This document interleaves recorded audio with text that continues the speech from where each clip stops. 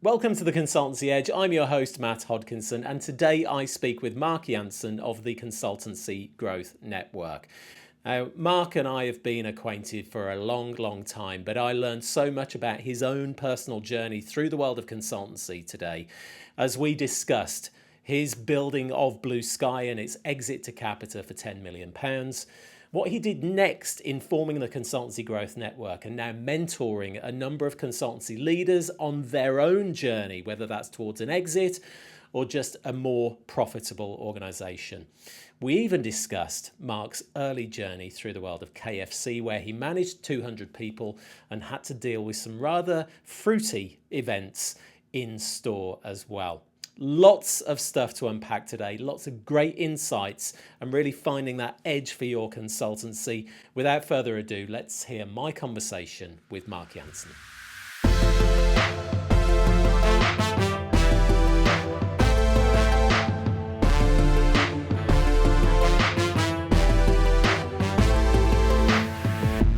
Welcome to the Consultancy Edge, Marc Jantzen. How are you today, sir? I'm very good, thank you. I feel like this is well overdue. Of course, we've been working together in your Consultancy Growth Network for more than 4 years now, over 4.5 years.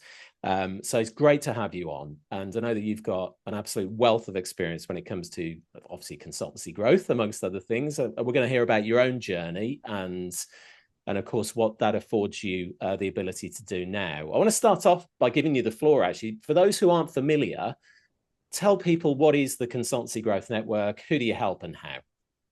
Okay, so essentially it's a community for owners or leaders of boutique consulting firms with an ambition to grow. Essentially what we do is we have a network of what we call our growth experts. We've all built and sold successful consulting firms between 10 and 50 million. And we're taking the insights from having traveled that path and put them into a whole range of frameworks, tools, content to support our members grow their consulting firms and hopefully enjoy the journey as well as accelerate the pace of growth. So that's kind of the ambition. Wonderful. And I know we'll hear a lot about your own journey through consultancy with Blue Sky. And I think you ran that business for about 17 years before your exit and the sale to Capita. And we'll hear all about that. But I guess my first question is, when you do get that exit, I know, and we've spoken with a lot of consultancy leaders who have done that, they've achieved that, and they'll go into the next consultancy or they'll retire entirely. What were you thinking, creating the network, going back and deciding to help other consultancy leaders to grow their business? So I must admit, it wasn't on the agenda at the point of exit. So I was actually getting a job in London and was going to go and work for an M&A firm buying and selling consulting businesses. But for whatever reason, that wasn't the right path. And so I ended up mentoring other consultancy owners and sharing, I guess, the experience that I'd had. And then over a couple of years, I realized I was starting to repeat myself. The challenges that these owners were facing were very similar. And I was looking for a one-to-many offering, essentially, so that we could support lots of consultancy owners. And it was purely by chance I got invited along to an event that was run by the Agency Collective, which is a similar community for owners of marketing agencies. And I went along, experienced that. There was like 300 people in the room, all sharing ideas, collaborating, partnering up. And I just thought there's nothing like this for consulting firms. So that was really the germ of the idea, and I engaged Peter Chapp, who had created that collective, brought him on as a mentor, and started the Consultancy Growth Network back in January 2020. And it is a fantastic community. I know that it's unrivaled, really. There's nothing else out there like it, which I guess was part of the whole decision to create that. And I mean, I'm guessing you could have done with something like this when you first started your consulting career. What first inspired you to start Blue Sky and to pursue that consulting model over other career paths that lay before you, Marc? Well, to be fair, my sister actually started Blue Sky in the first instance. So I joined her 9 months in, along with another lady, Liz. And so she got fired. Elka got fired from her job. I left my job then to join her, And I guess why I always envisaged I would run my own business. That was just something that I didn't know what the business was going to be, but that was something I had in my blood that I felt I was going to do. And the other thing was I just loved solving problems, really, and weirdly, when I was a kid, I had this idea of becoming a company doctor. I think it was inspired by Sir John Harvey Jones. I don't know if you're old enough to remember. He had a TV program called Troubleshooter, which he used to go into businesses and turn them around essentially, and I just loved it. So I guess there was a combination of loving to solve problems, loving the variety that goes with the consulting role, and having the opportunity to make an impact. Yeah, I love that. The impact's a word that we hear a lot about. How did your previous experiences shape your approach to consultancy? Because I know that you started your journey, I believe, in the early stages at KFC, and you had quite a few people under your charge, and essentially had a quite a big operation to manage there. Did that inform the early stages and your approach to consultancy? What were the learnings from all of that? So prior, I'll come to KFC in a moment. Prior to KFC, I trained as a chartered accountant with Price Waterhouse, and I would say that experience, surprisingly, I didn't realize it at the time, but it did give me an awful lot that led into the consulting world, because every 2 weeks I was going into a different business and auditing that business. You had to get under the skin of understanding the business and also building relationships with the people in that accounts function to then effect the audit, which none of them were interested in doing because you're there 9 months after the year end, right? So you're not popular people. So learning to be able to influence people, to get things that you needed, understand the business, that was already key. When I joined KFC, initially I was in head office working for the operations director, doing more of an analytical role. And then I persuaded them to let me go and run the region down in the southwest. And I had 13 restaurants, a couple hundred staff, and sort of 9 million turnover. And I guess that just gave me the real operational leadership and management experience that you don't get quite so much of in the professional services world, because it's quite different. Sounds awful, but you're generally managing really smart people that don't need an awful lot of managing in professional services. In retail and fast food, you're managing all sorts of characters, and and they're also like all the managers of the stores were all on average 10 years older than me as well. So it was quite a challenge. And I mean, there's a path, isn't there, to growth within consultancy. And once you were in the business and you went on that journey, I want to make reference, in fact, to one of the tools that you use in the Consultancy Growth Network. I've seen this visualization of the growth journey for consultancy leaders. And I think you've been, very, very honest with this, that it isn't a linear path. It's not just, I think when we make forecasts, sometimes it is that very, rose tinted glasses. It's a linear path up, or it's even curved upwards sometimes. It's hockey stick growth. But that's rarely the case, is it? And I know that you visualize this with the odd chasm and rickety rope bridge along the way.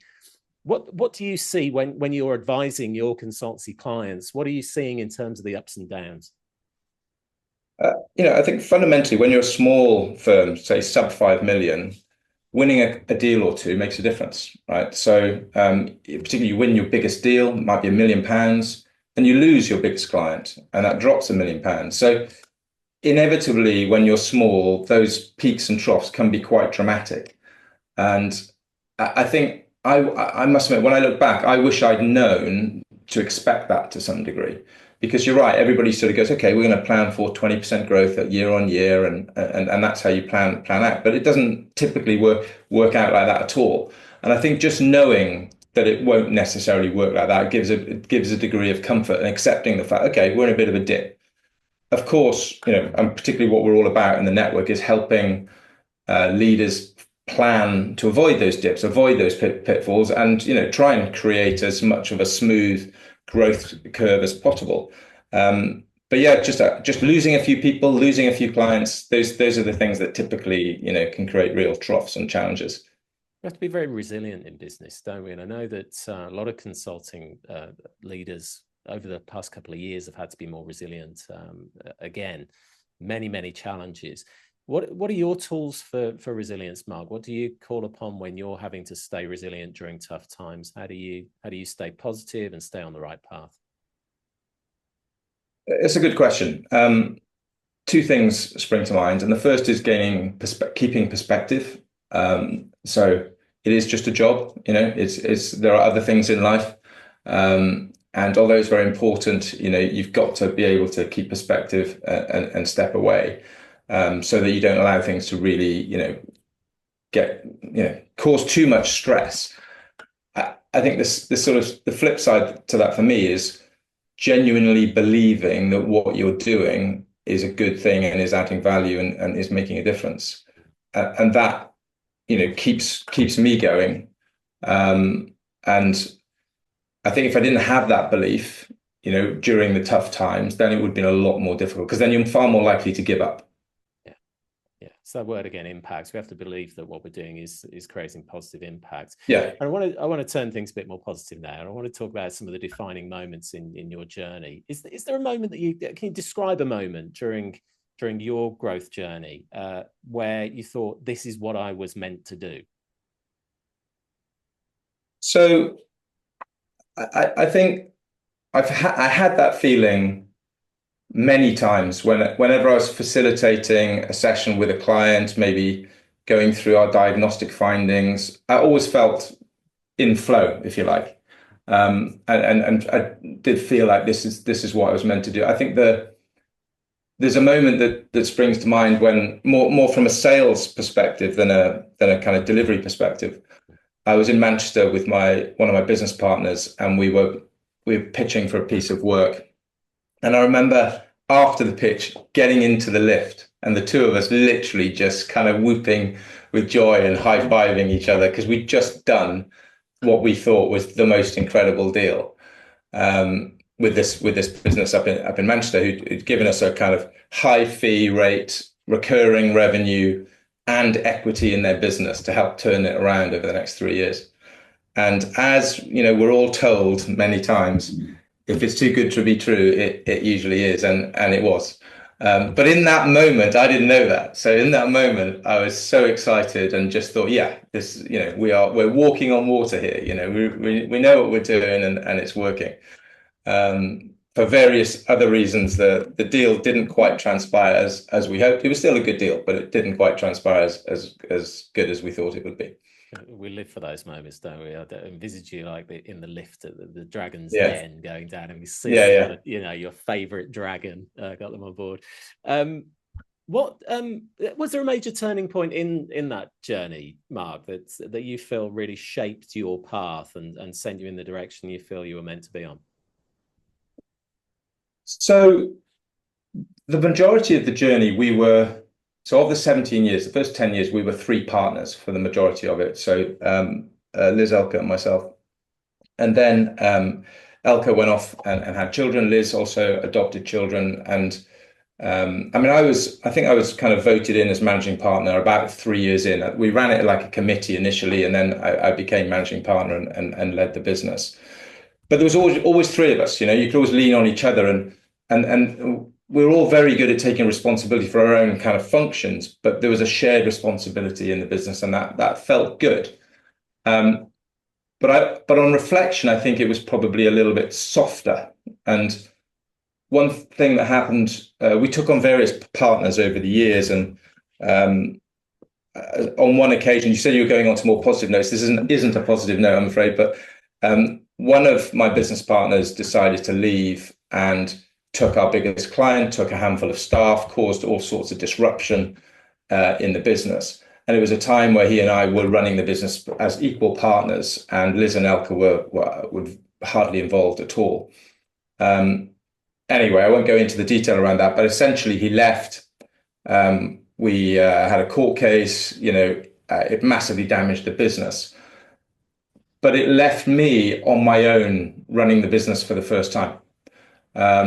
And I suddenly felt this huge responsibility because I'd been distracted on the court case. The business had taken a bit of a dive. We went from a record quarter for profits down to like barely breaking even and being concerned about moving into a loss-making phase during that kind of period.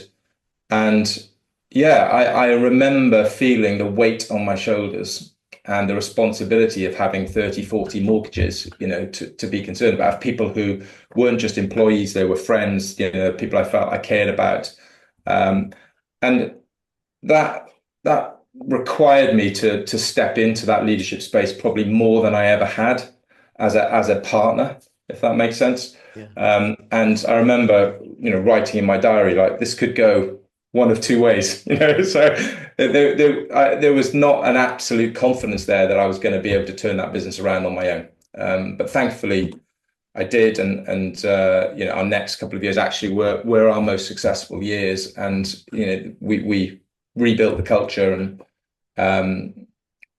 we were, and then in fact 2 or 3 years later, I sold out to Capita.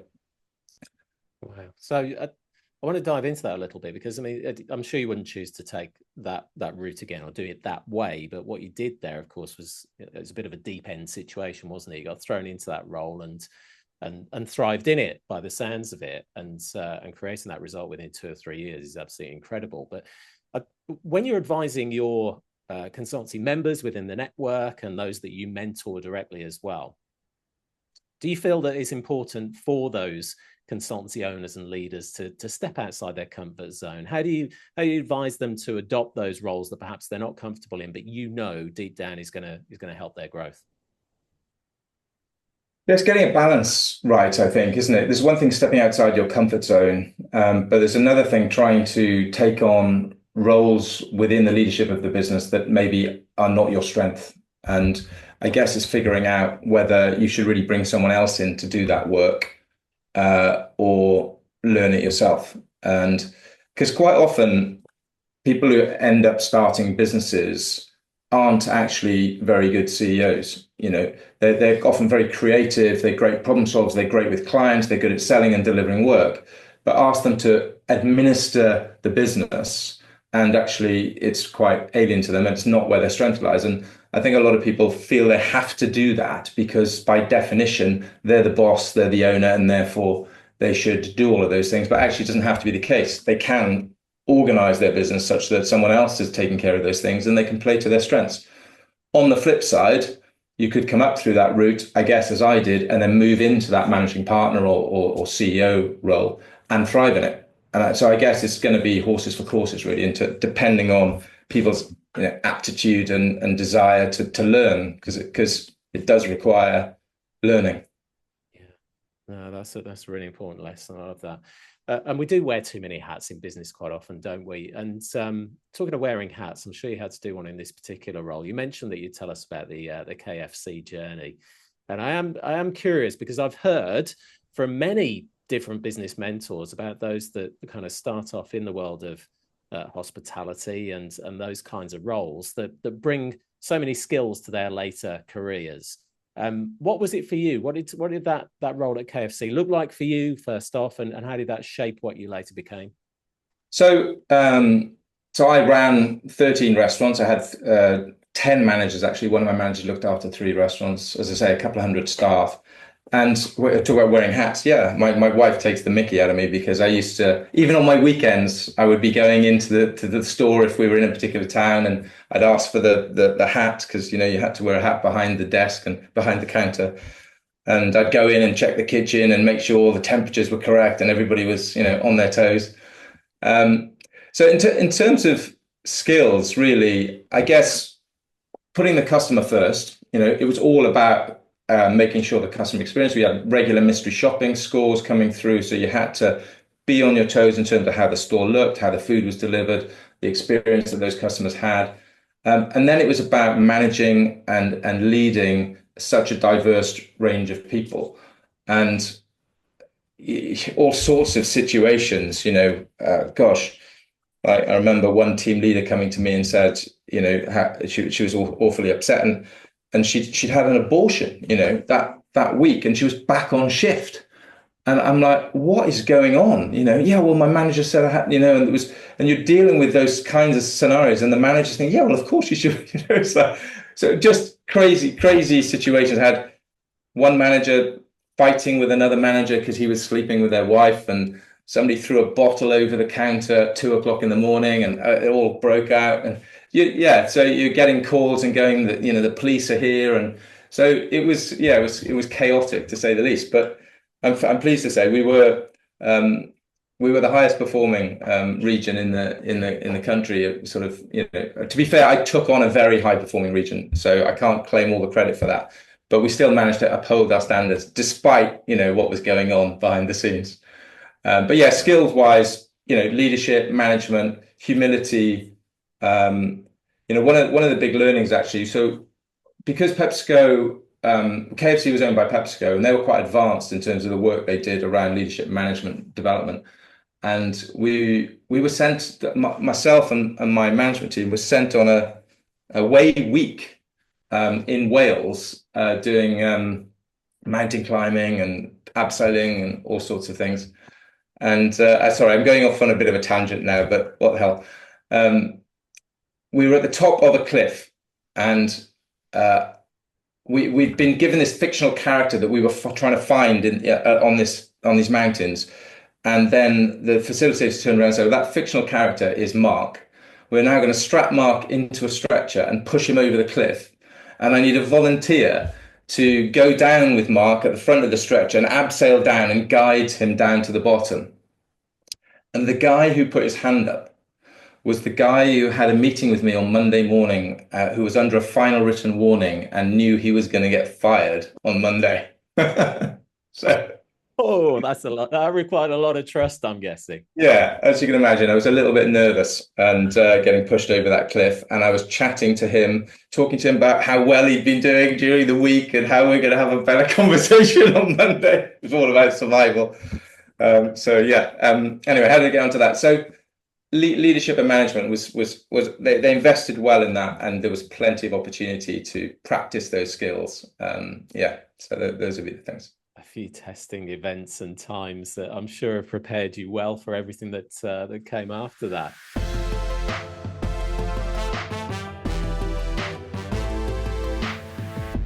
And I do want to reflect on the fact, Mark, you'll know that many of our listeners will be on that path to looking for an exit in the future. I do want to talk about well, first off, the growth journey that you took on Blue Sky. And you mentioned, of course, after those events and you sort of taking the helm 2 or 3 years later, achieving that exit.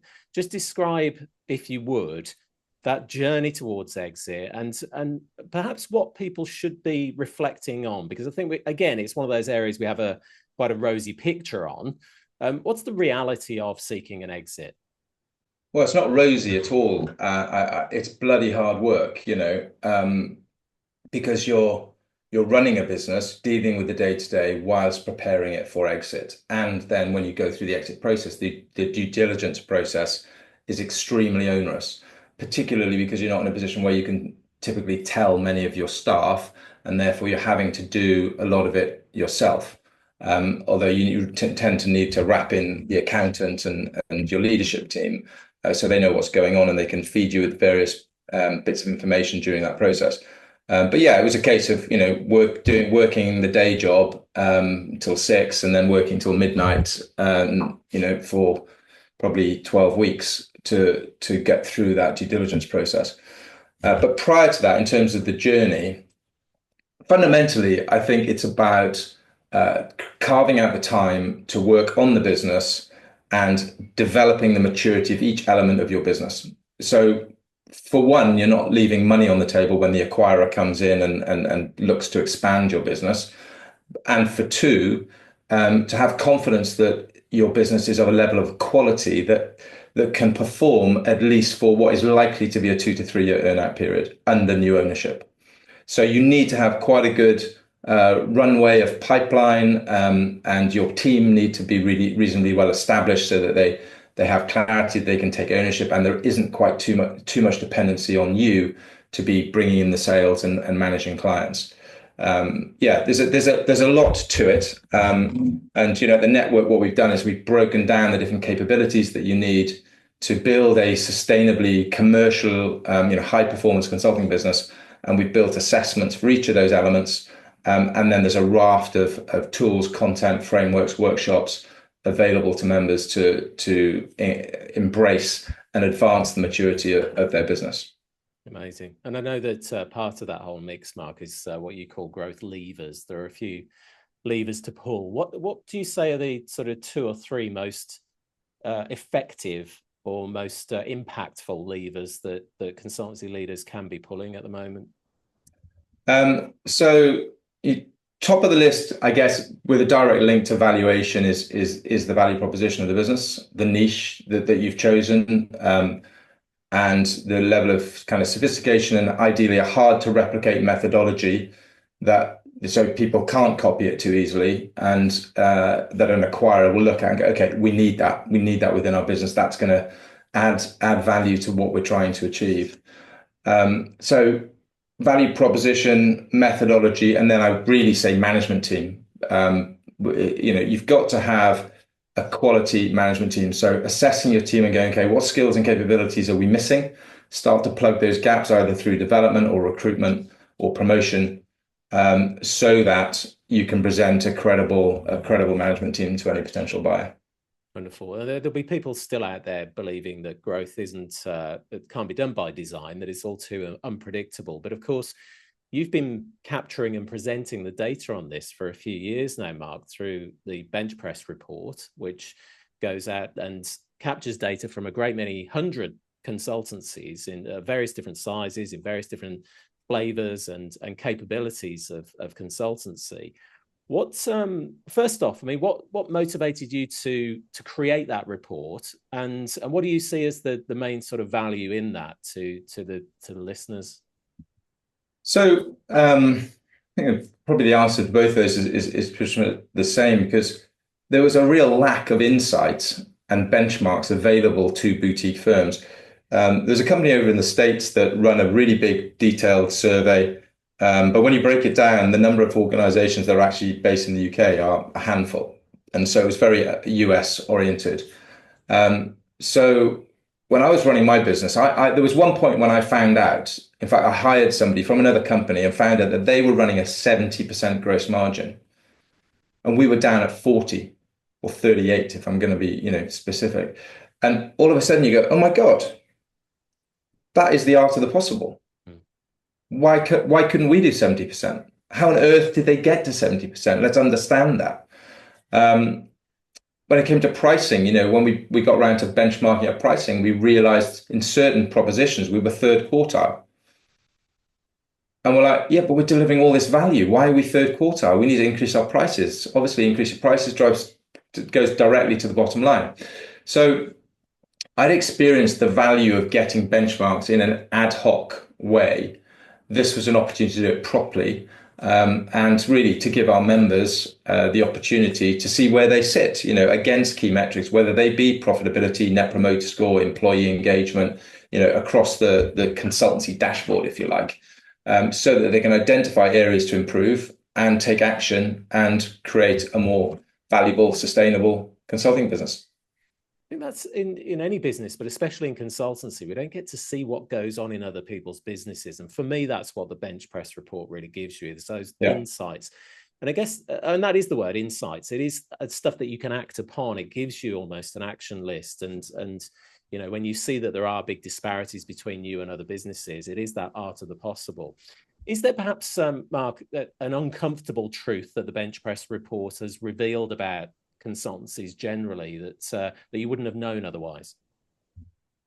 Quite a few, I would say. A couple of examples that spring to mind. I guess time and time again, what we know is, so from previous data, 41% of 41% of new business on average comes through referrals or network. As a rule, consulting businesses aren't great at building a sales and marketing machine, right? So they rely on their network, which is fine up to a certain level.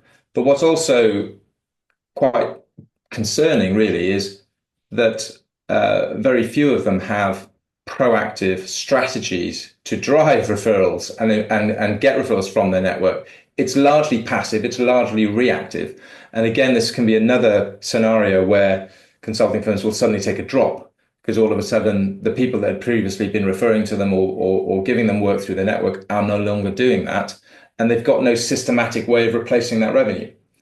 And so that combined with having in fact, one of the stats that we found, I think it was, EBITDA was 8% higher for those consulting firms that had a fully integrated financial and business plan linked to functional objectives cascaded throughout the business.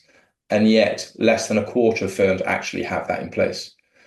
So this is again this is one of the things for me around BenchPress is once people see that information, they can't unsee it, and surely they need to act on it, right? So then they go, right, we need to do that because clearly there is a benefit associated. But again, people get a little bit too wrapped up in client work, in selling the next deal, and not creating that space and time to think about how they're going to do things differently. That's amazing. I know that by the time that this podcast goes out to air, we're going to be on the cusp of releasing this year's BenchPress report. I've had a little sneak peek, and I know that having a differentiated proposition is obviously a key need for a lot of consultancies, and only 17% consider their proposition to be very different.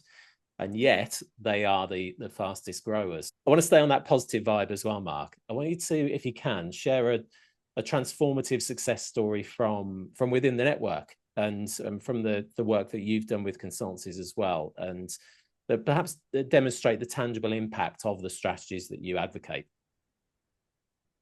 I guess I probably have to take one of the case studies that got presented at our one of our events last year. Probably, I think Beyond FS have done incredibly well in adopting a lot of the strategies that we have that we advocate. In fact, just tying into that BenchPress thing, I know they use BenchPress regularly as part of their board meetings. And through that process, they identified that their gross margin was well below where it could be and made a decision just straight off the back of that report to hike their prices and drive their margins up. That's just one example of something that they've taken, but they've also been iterating their value proposition, as you say, which is really important to create growth, quantifying the value they create for clients. They've won some major deals. I know that I think one of the deals was 5 million. They've grown from just over 1 million to 9 million in the last 3 or 4 years as being part of the network. So yeah, a real transformation. In fact, one of their team was yesterday joined us on our people strategy sprint as they now look to improve the maturity of their people strategy, and they look to each area of their business and to drive improvements there. So yeah, there are lots of examples of growth, and as a result, these consultancies making an impact on their clients, right? Because and generally, as you say, a really positive impact. But just on that people strategy point as well, we know that people are the lifeblood of any consultancy, and I know that you've got some thoughts about how people and that impact that they create, how that impacts beyond financial metrics. You know, how do you measure the success of your consultancy beyond the financial side of things? So, I mean, there's lots of, there's been a trend towards businesses doing good, for the world, and whether it's social or environmental impact.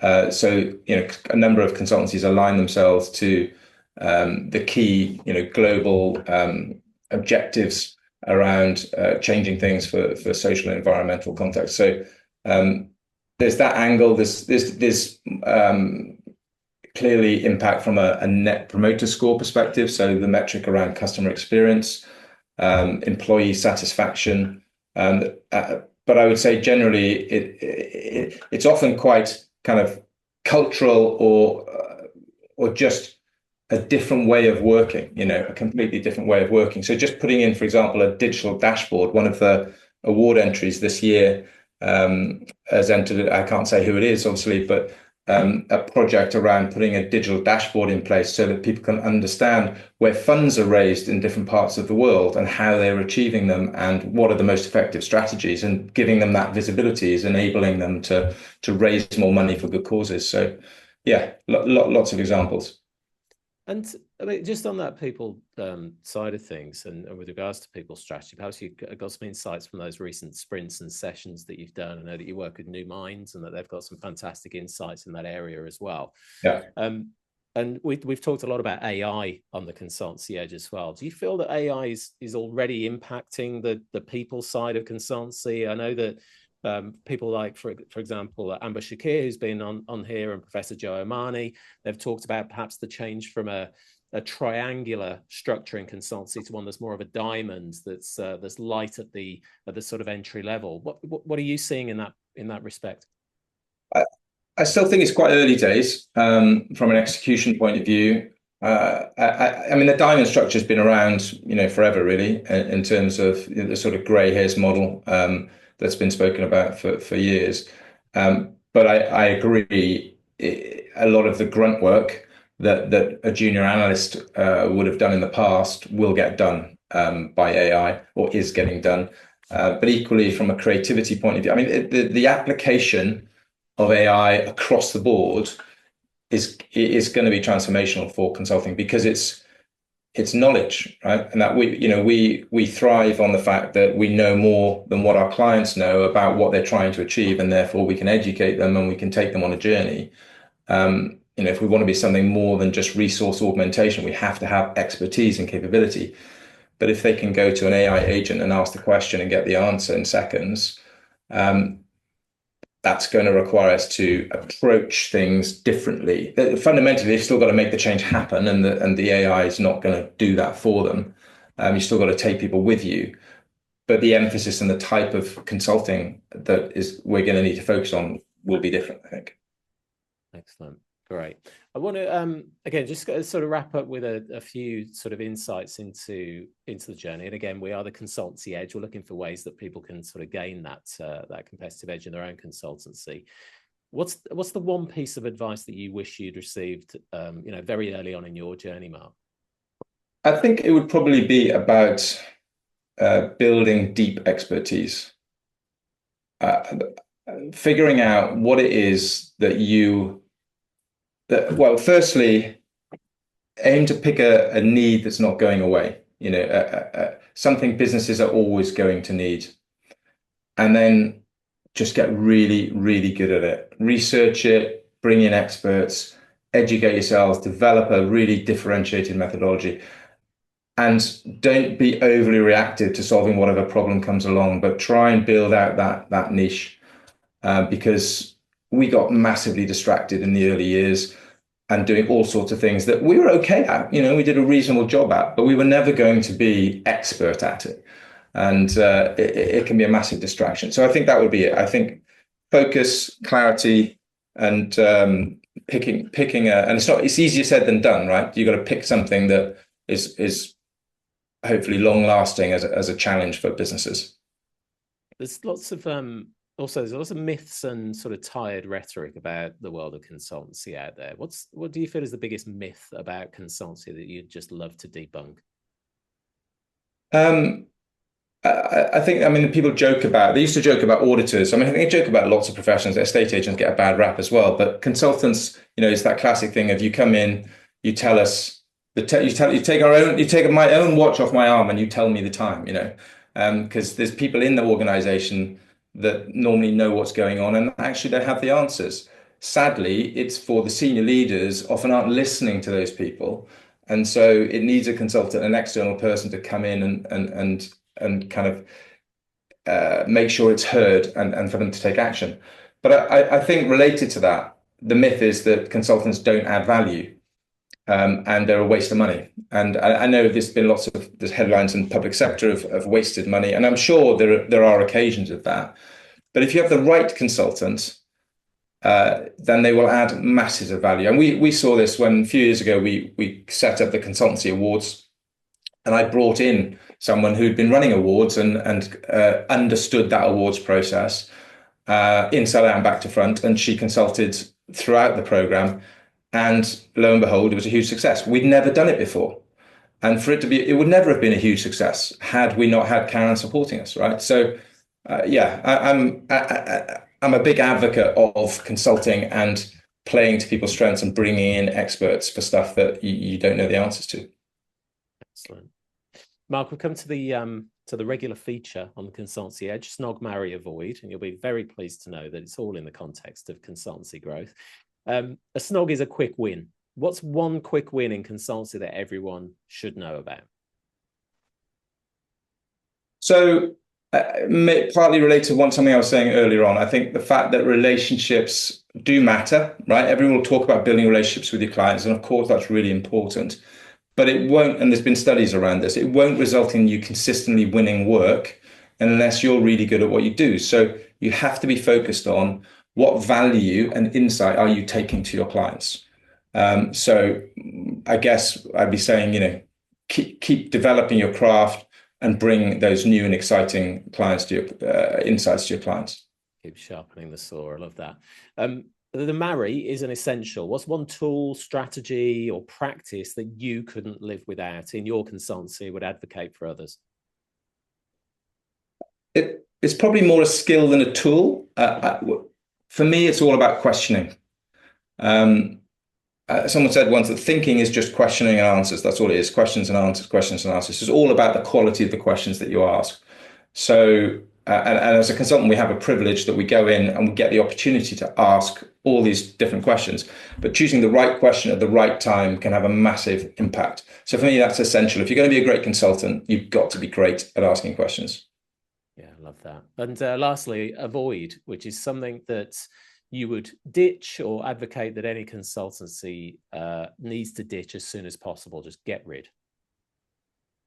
So for me, that would be people who create drama and stress. For me, it doesn't matter how talented they are. Life's too short to work with people that create that kind of stress and drama. So I would get rid of them. Those that throw bottles in KFC across the counter. Yeah, bit of a challenge. Yeah, absolutely. Marc, it was worth the wait. So glad to have had you on the Consultancy Edge today. Thank you so much for your insights, and yeah, all the very best with the network, and also to all the listeners. Seek out Marc, seek out the network, and if you're not already a member, then seriously look at doing that as soon as possible. Thanks again, Marc. It's been a pleasure. Thank you, Matt.